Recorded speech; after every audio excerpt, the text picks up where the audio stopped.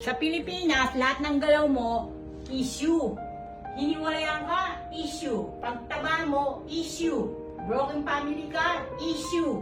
Naging single mom ka, issue. Tumaba ka, issue mo din. Pumayat ka, issue.